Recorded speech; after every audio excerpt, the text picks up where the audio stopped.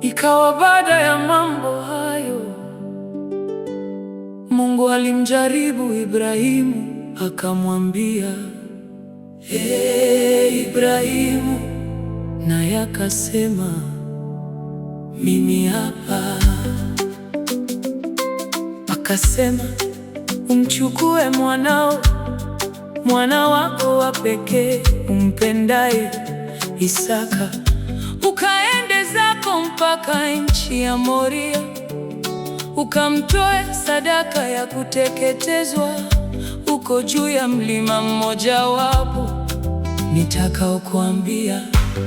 Ibrahimu akaondoka alfajiri, akatandika punda wake, akachukua vijana wawili pamoja naye na Isaka mwanawe, akachanja kuni kwa ajili ya hiyo sadaka ya kuteketezwa. Akaondoka akaenda mpaka mahali alipoambiwa na Mungu. Siku ya tatu Ibrahimu akainua macho yake, akapaona mahali pakali mbali. Ibrahimu akawaambia vijana wake, keni ninyi hapa pamoja na punda, na mimi na kijana tutakwenda kule tukaabudu na kuwarudia tena. Basi Ibrahimu akazitwaa kuni za hiyo sadaka, akamtwika Isaka mwanawe, akatwaa moto na kisu mkononi mwake, wakaenda wote wawili pamoja. Isaka akasema na Ibrahimu baba yake, akinena, babangu, naye akasema, mimi hapa mwanangu. Akasema, tazama, moto upo na kuni zipo, lakini yuko wapi mwana-kondoo kwa sadaka ya kuteketezwa? Ibrahimu akasema, Mungu atajipatia mwana-kondoo kwa hiyo sadaka, mwanangu. Basi wakaendelea wote wawili pamoja, wakafika mahali pale alipoambiwa na Mungu. Ibrahimu akajenga madhabahu huko, akaziweka tayari kuni, kisha akamfunga Isaka mwanawe, akamweka juu ya madhabahu, juu ya zile kuni. Ibrahimu akanyosha mkono wake, akakitwaa kisu ili amchinje mwanawe. Ndipo malaika wa Bwana akamwita kutoka mbinguni, akasema, Ibrahimu, Ibrahimu, naye akasema, mimi hapa.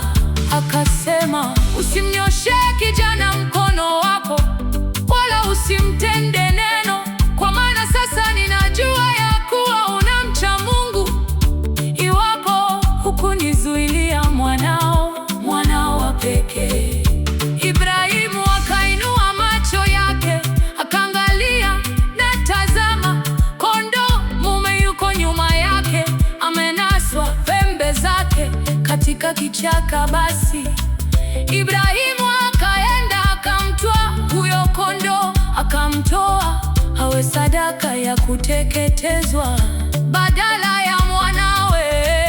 Ibrahimu akapaita mahali hapo Yehova Ire, kama watu wasemavyo hata leo, katika mlima wa Bwana itapatikana. Malaika wa Bwana akamwita Ibrahimu mara ya pili kutoka mbinguni, akasema, nimeapa kwa nafsi yangu, asema Bwana, kwa kuwa umetenda neno hili, wala hukunizuilia mwana wa pekee. Katika kubariki nitakubariki, na katika kuzidisha nitauzidisha uzao wako kama nyota za mbinguni, na kama mchanga ulioko pwani, na uzao wako utamiliki mlango wa adui zao, na katika uzao wako mataifa yote ya dunia watajibarikia, kwa sababu umetii sauti yangu. Basi Ibrahimu akawarudia vijana wake, wakaondoka wakaenda zao pamoja mpaka Beersheba. Ibrahimu akakaa huko Beersheba.